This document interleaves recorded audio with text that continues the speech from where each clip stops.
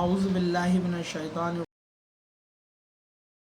الرجیم بسم اللہ الرحمن الرحیم۔ آج سورہ البقرہ کی 41ویں آیت سے دیکھنا ہے اللہ تعالیٰ کیا ارشاد فرماتے ہیں۔ بسم اللہ الرحمن الرحیم۔ وَلَا تَلْبِسُوا الْحَقَّ بِالْبَاطِلِ وَتَكْتُمُوا الْحَقَّ وَأَنْتُمْ تَعْلَمُونَ۔ اور حق کو باطل کا روپ مت دو، باطل کا لباس مت پہناؤ، اور حق کو جانتے بوجھتے مت چھپاؤ۔ جو تم جانتے ہو اس کو، حق کو مت چھپاؤ۔ جیسا کہ پچھلے درس میں آیا تھا کہ بنی اسرائیل کو لے کے یہ بات کہی جا رہی تھی خطاب کر کے، کہ ان کو وہ نعمتیں یاد کرائی جا رہی تھی کہ جو اللہ نے ان پر کی تھی، اور پھر انہوں نے ان پہ لگاتار نبی آتے رہے لیکن وہ حق کو چھپاتے ہی رہے برابر، اور کتاب کو پس پشت ڈالتے رہے۔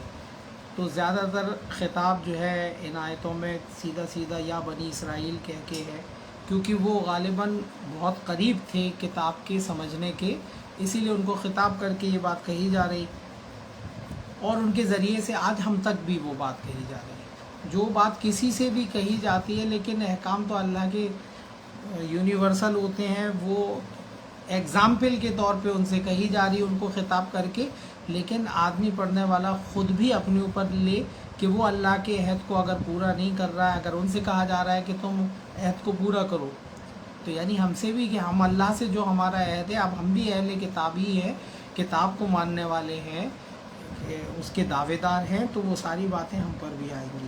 تو فرمایا وَلَا تَلْبِسُوا الْحَقَّ بِالْبَاطِلِ، اور حق کو باطل کا لباس مت دو، باطل کا روپ نہیں دو حق کو۔ وَتَكْتُمُوا الْحَقَّ وَأَنْتُمْ تَعْلَمُونَ، اور جانتے بوجھتے حق کو مت چھپاؤ۔ وَأَقِيمُوا الصَّلَاةَ وَآتُوا الزَّكَاةَ وَارْكَعُوا مَعَ الرَّاكِعِينَ، اور صلاۃ قائم کرو اور زکوٰۃ ادا کرو، اور رکوع کرنے والوں کے ساتھ رکوع کرو۔ یہ دوسری مرتبہ صلاۃ لفظ قرآن میں یہاں پر دوسری مرتبہ آیا ہے، اس سے پہلے آیا تھا سورہ بقرہ کی شروعات میں۔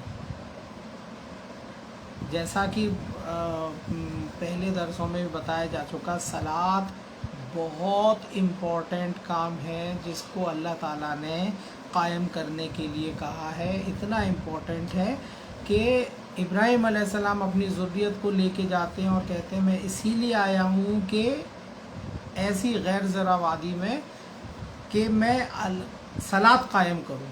تو آپ سمجھ لیجئے کتنا امپورٹنٹ ہوگا۔ اب یہ صلاۃ کیا ہے؟ ویسے عربی میننگ میں صاد لام واو کا جو مادہ ہے وہ وابستگی، پیچھے پیچھے چلنا، انگیجڈ رہنا، جڑے رہنا، یہاں تک کہ عربی میں مسلین اس گھوڑے کو کہتے تھے جو آگے والا گھوڑے کی دوڑ میں جو آگے والا گھوڑا ہوتا تھا وہ سابقین، اور جو اس کے پیچھے پیچھے لگا رہتا تھا، یعنی اس سے آگے نہیں بڑھے، پیچھے پیچھے رہے، اس کے آگے ذرا بھی نہیں بڑھے لیکن اس سے دوری بھی نہیں ہو، بالکل چپکے چپکے چلے۔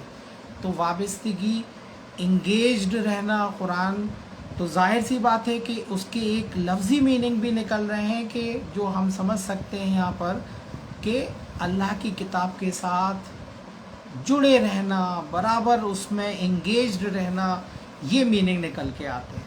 اب صلاۃ کے ضمن میں جیسے جیسے آتا جائے گا وہ باتیں آپ کے سامنے کھلتی جائیں گی، ٹھیک ہے؟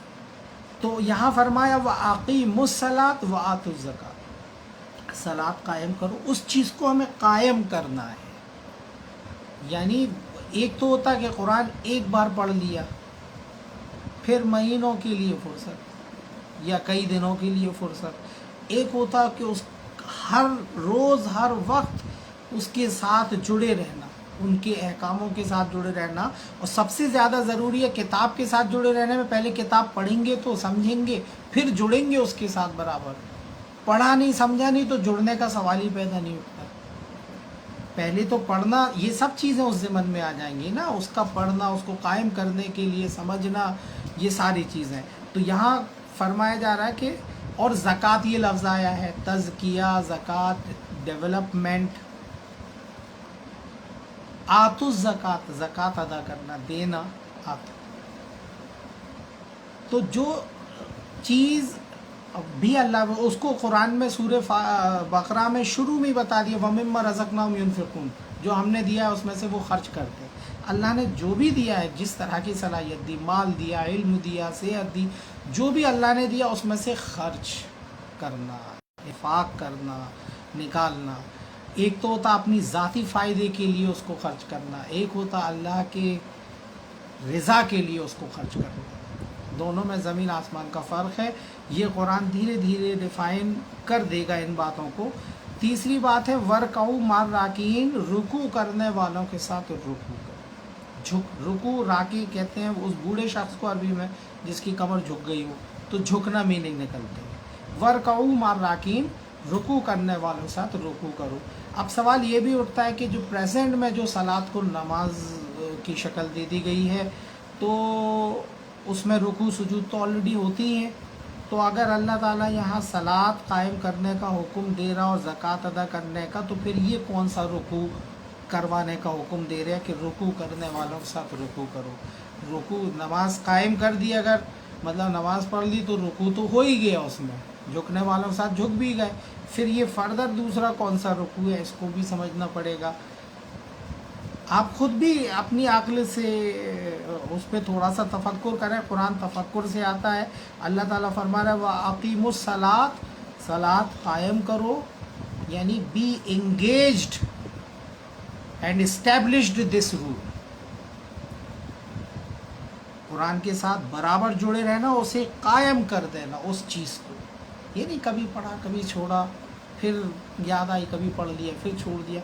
एक मुसलसल बराबर उसकी रिसर्च में, उसमें अल्लाह की रज़ा तलाशना, अल्लाह हिदायत निकालते रहना बराबर उसकी आयतों से। तो ये एक इंगेजमेंट समझ में आ रहा है जो लफ्ज़ी मीनिंग है। अब किस तरीके से, तरीका तो यहाँ नहीं बताया। अब आप जाहिर सी बात है, इतनी अक्ल है कि कुरान को से इंगेज रहना है, तो आप उसके लिए कुछ डिसिप्लिन बना देंगे अपने लिए कि हम शाम में पढ़ेंगे, सुबह में पढ़ेंगे, जो भी टाइम आपको फ्री मिलेगा उसमें आप कुरान पढ़ेंगे। ये तरीका आप अपने आप डिसाइड कर लेंगे।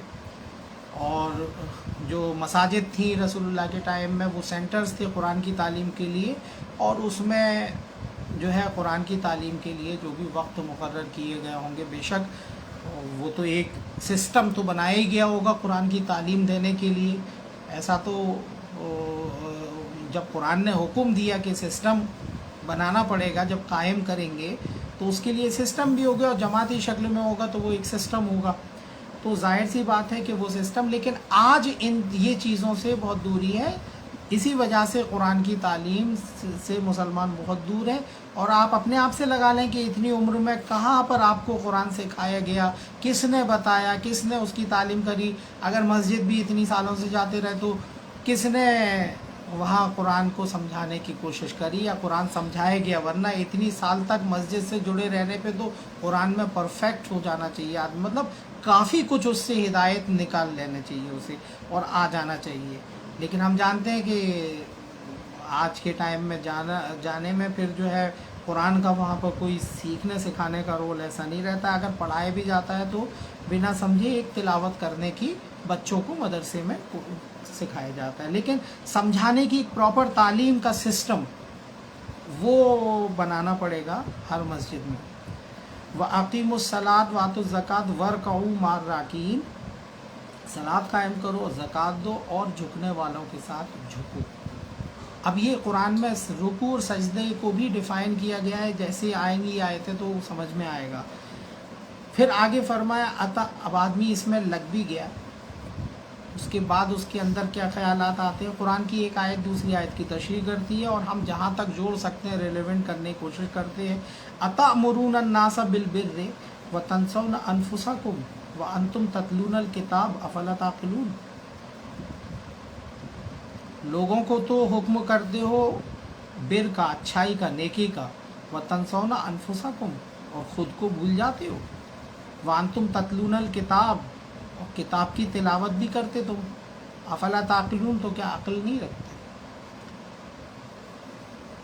सीधी बात है, एक सामने सी बात आ रही है कि सबसे पहले एंटाइटी तो खुद तुम हो।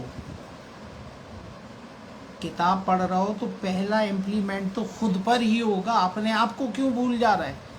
अगर इसमें लग भी गए कुरान में तो माशरे, अपने को छोड़ के माशरे की फ़िक्र में लग गए। पहले खुद में तो सुधार लाओ, खुद की कुरान की आयतों में खुद को तो ढालो, वो सारी चीज़ें अपने अंदर तो पैदा करें, उसके बाद है दूसरे का नंबर, पहले तो खुद हैं। धोखा है कि अपने आप को भूल जाए आदमी और कुरान पढ़ के माशरे में निकल के दूसरों की चिंता करने की और उन्हें सुधारने की और उनकी जन्नत बनाने की कोशिश करे, और ख़ुद जो है अपनी जन्नत की फ़िक्र ना करे, अपनी आखरत की। तो पहले एंटाइटी तो खुद ही होता है ना।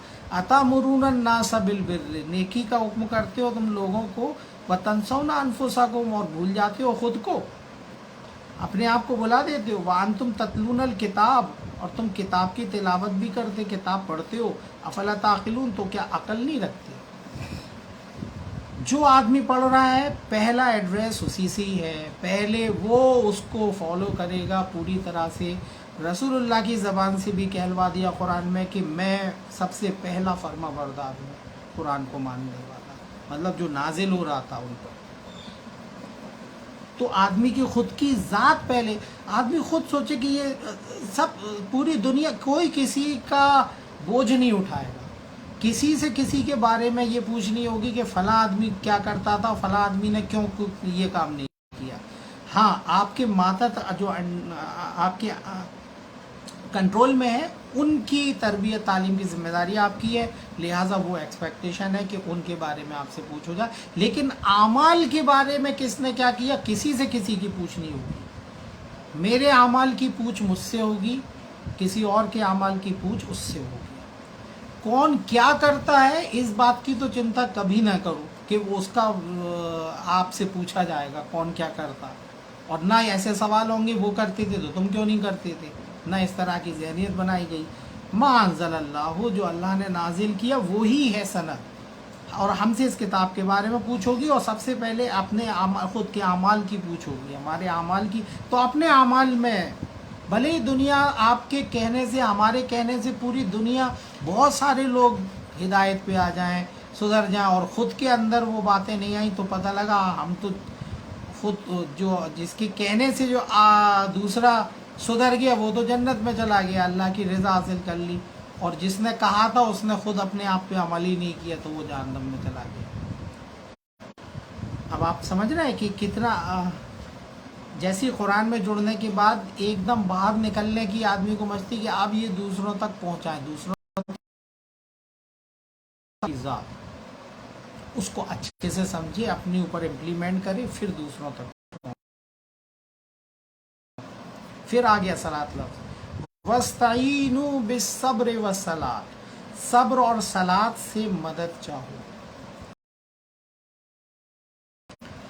ये वस्ताईनु आप पढ़ चुके ये लफ्ज़, इय्याका नअब्दु व इय्याका नस्तईन, नस्तईन यहाँ रे वस्ताईन, वहाँ हमने चाहा था ना कि अल्लाह हम तेरी इबादत करते हो, तुझी से मदद चाहते, इहदिना सिरातल मुस्तकीम, सिरातल मुस्तकीम दिखा, हिदायत दे हमें सिरातल मुस्तकीम की। तो कुरान में आगे हिदायत दे दी कि मदद चाह रहे हैं तो मदद चाहो सलात और सब्र से, बहुत इम्पोर्टेंट है, सब्र और सलात से, बिस सब्र व सलात। सब्र कहते हैं अरबी में जमे रहना, जमे रहना। हम दूसरे सेंस में लेते हैं अपनी लैंग्वेज में उसको, सब्र का मतलब हाथ पैर डाल के बैठे रहना नहीं, जो जिस काम में लगे हो उसमें लगे रहो, यही होता सब्र। अगर जद्दोजहद में तो उस पर साबिर रहो, जो भी काम कर रहे हैं, जो चाहे मुसीबतें आए लेकिन साबिर रहें। साबित कदमी का मीनिंग निकलता है इससे, साबित कदमी। तो अल्लाह ताला ने कहा साबित कदम रहो, जमे रहो, वस्सलात, और इंगेज्ड भी रहो, इंगेज रहो। फिर हो सकता कुछ तरह की आपको माशरे से प्रॉब्लम या और तरह से आए, लेकिन जमे रहो और इंगेज रहो, रिजल्ट्स आएंगे। अल्लाह की किताब में मोमिनों को खूब अच्छे से ये समझा दिया गया कि रिज़ल्ट्स की जल्दी नहीं करो, रिज़ल्ट तो आते हैं, आकर रहते हैं, अज़ाब भी आता और अल्लाह की मदद भी आती, लेकिन आखिरी वक्त में आती है। موسیٰ علیہ السلام کی قوم نے نہیں مانگے تھے کہ ہمیں دال اور کوکمبر، ککڑی، پیاز؟ آپ نے کبھی یہ نہیں سوچا کہ وہ کیا چیز میٹافوریکل بھی ہے، مطلب ایک دوسری میننگ بھی نکلتے ہیں کہ وہ خالی دال سبزی کی نہیں کہہ رہے تھے، وہ جلدی رزلٹ چاہ رہے تھے، کیونکہ یہ پودے بہت جلدی رزلٹس دیتے ہیں، لگا 2-4 دن میں اس کے پھل نکلے آتے۔ اور اللہ تعالیٰ اس میں بات کر رہا ہے انار کی، کھجوروں کی، جو بہت بعد ٹائم کے بعد لانگ لاسٹنگ ہوتے ہیں اور نکلتے ہیں، دیر میں رزلٹس آتا ہے ان پودوں کا۔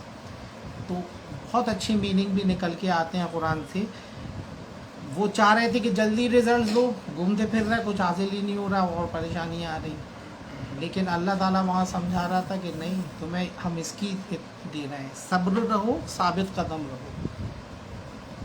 اللہ تعالیٰ دلوں کے حال جانتا، کون آنیسٹ ہے، کون ڈس آنیسٹ ہے، بے ایمان ہے، کون کس نیت سے جڑا ہے، کون اللہ کی رضا کے لیے جڑا ہے۔ یہ آدمی کی خود کی ذات سے تعلق ہوتا ہے، اللہ تعالیٰ ہر ایک کو جانتا ہے، اس کے اعمال اس سے پوچھ لے گا۔ تھوڑا سنسیئر ہونے کی بھی ضرورت ہے قرآن کو لے کے، کیونکہ مومن تو بہت الرٹ رہتا ہے۔ باقی اللہ تعالیٰ جانتا ہے کہ کوئی آدمی جو اعمال کر رہا ہے یا جو نہیں کر رہا ہے، اس کی نیت کیا ہے، اس کے پیچھے اس کا کیا مقصد ہے، یہ دلوں کے حال تو اللہ ہی جانتا ہے۔ تو صلاۃ اور صبر سے مدد چاہو، آپ سمجھ رہے ہیں، انگیجڈ قرآن سے برابر، اور اس پر جمے رہنا ان کے احکاموں پہ۔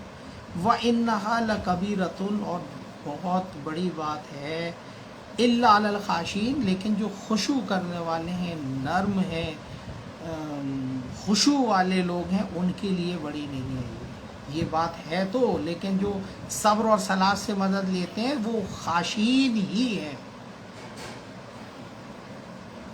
خاشعین ویسے ایک عام میننگ میں تو یہ ہوتے ہیں نرم دل، سنسیئر، مطلب جو خشوع کرنے والے ہیں، جن کے دل نرم میں جھکے رہتے اس کی طرف، ان کے لیے آسانی ہے۔ اور آگے ان کی صفت کیا بتائی، الذین یظنون انہم ملاقو ربہم، وہ لوگ جو خیال کرتے ہیں، ظن کرتے ہیں کہ انہیں ان کے رب سے ملنا ہے، وانہم الیہ راجعون، اور اسی کی طرف انہیں رجوع کرنا ہے، لوٹنا ہے۔ ظاہر سی بات ہے، آخرت کا بہت پکا یقین ہوتا ہے کہ مرنے کے بعد ہمیں اپنے اعمال کا جواب دینا، اسی وجہ سے تو وہ یہ سارے اللہ کی رضا کے لیے قرآن سے جڑ گئے، اللہ کی کتاب سے، اور دشمنی مول لے لی سارے لوگوں سے۔ تو الذین یظنون انہم ملاقو ربہم، انہیں اپنے رب سے ملنا ہے، یہ خیال ان کا رہتا ہے، وانہم الیہ راجعون، اور اسی کی طرف انہیں لوٹنا ہے۔ تو اس میں تھوڑا سا یہ ہے کہ جو آدمی نان سیریس ہو کے قرآن سے جڑتا ہے تو آخرت کا اور اس طرح کا تصور اور اللہ کی رضا کا تصور زیادہ کچھ نہیں رہتا، اس کے لیے پھر دین اس کا ایک کھیل تماشا ہو جاتا ہے، اور پھر وہ ہنسی مذاق اور وہ سسٹم، کبھی غور فکر کرنے کا موقع اسے پھر کم ہی مل پاتا ہے۔ اسی لیے زیادہ تر غور فکر کریں، گمبھیر باتیں ہیں یہ، اللہ کا کلام اگر پڑھ رہے ہیں تو اللہ کی رضا اس میں سے ڈھونڈ رہے ہیں، تو یہ بہت بڑی بات ہے۔ یہ کسی آدمی کا کلام لکھا ہوا نہیں ہے کہ اس کی بات کو انکار کر دیا جائے، آسانی سے نیگلیکٹ کر دیا جائے، ہنسی مذاق میں لے لیا جائے، یہ رب العالمین کا کلام ہے۔ ظاہر سی بات ہے کہ ہدایت تو اللہ نے بہت آسان رکھی ہے، جو بھی اس کے قریب آتا اسے ترنت ہدایت مل جاتی ایمانداری سے، اور اس میں بہت طرح کی گہرائی بھی بہت ہے۔ اللہ کا کلام ہے تو ظاہر سی بات ہے کہ علم سے بھرپور ہے، اور اس طرح کا علم بھی ہے جو کبھی آپ کو معلوم ہی نہیں ہو دنیا والوں کو، لیکن اللہ والے اس کو نکال بھی لیتے ہیں۔ جو قرآن میں تفکر کرتا اللہ ہدایت بھی دے دیتا، ہدایت دے دیتا اللہ تعالیٰ راستہ۔ دیکھو منزل تک تو آپ کو چل کے ہی جانا پڑے گا، اس نے تو راستہ دے دیا، راستے اپنی جگہ ہیں، منزلیں تو اپنی جگہ ہوتی ہیں۔ اللہ ہدایت مطلب گائیڈنس، راستہ دکھا دیتا ہے۔ چلو ایک آدمی اگر غلط چلا گیا اور اس کو آگے جا کے یاد آیا کہ ہم غلط آ گئے راستے پہ، یہ راستہ تو بند ہے، اب وہاں کھڑا وہ کچھ بھی کرتا رہے، بہرحال وہ صحیح راستے پہ نہیں آئے، اب صحیح راستے پہ آنا ہے تو جہاں غلطی کی تھی وہاں سے لوٹو واپس، وہاں سے لوٹو، وہیں آ کے پھر صحیح راستہ پکڑو، لوٹنا تو پڑے گا۔ اسی لیے اپنے جو ہے غلطیوں کو سدھار کے پھر واپس آ کے رجوع کر کے اللہ کی طرف اور وہاں سے چلیں۔ اگر قرآن کو سمجھنے میں بھی کہیں بہت پرانی لوگوں نے غلطی کر دی، پھر پبلک جو ہے اس کے پیچھے چلی گئی آنکھ میچ کے، اگر ان کی سمجھ میں بھی وہ حق آ جاتا ہے تو ان کا ذمہ داری ہے کہ اس حق کو ظاہر کریں اور لوگوں کو واپس لا کر اس پوائنٹ سے پھر سے صحیح راستے پہ چلائیں۔ اللہ تعالیٰ غفور رحیم ہے، معاف کرنے والا ہے، بے شک معاف کر دے گا۔ غلطی سب سے ہی ہوتی ہے، اگر ہوئی ہے ہمارے بڑوں سے بزرگوں سے تو یہ نہیں، اس پہ ڈٹے رہیں، کیونکہ قرآن نے اس ڈٹے رہنے کو بہت یہ کہا ہے کہ یہ حق آنے کے بعد ضد میں یہ انہوں نے اختلاف کیا۔ یہ جانتے تھے، جیسے یہودی عالم جانتے تھے کہ محمد صلی اللہ علیہ وسلم اللہ کے رسول ہیں، اور یہی بات ان کی کتابوں میں جو احکامات جو رسول اللہ بتا رہے تھے وہ جان گئے تھے وہ کہ یہی بات ہے جو ہماری کتابوں میں، لیکن ہم نے اس کو غلط طریقے سے ریفائن کر کے لوگوں کو غلط ڈال دیا، لیکن ضد میں آپس کی۔ پبلک تو بھولی بھالی ہوتی، پبلک کی بھی رسپانسبلٹی ہے، لیکن جو علم داں ہیں ان کی زیادہ رسپانسبلٹی ہے اس میں کہ وہ اس بات کو کھول کے بتائیں۔ یہاں پر چونکہ رکوع بھی آ گئی، انشاءاللہ اگلی آیت سے اگلے ہفتے لیں گے۔ یہ ہو گئی 46 آیتیں ہو گئی ہیں، انشاءاللہ اگلی بار اس درس کو زیادہ سے زیادہ لوگوں میں پہنچائیں اور قرآن کو سمجھ کے پڑھیں۔ وآخر دعوانا الحمدللہ رب العالمین۔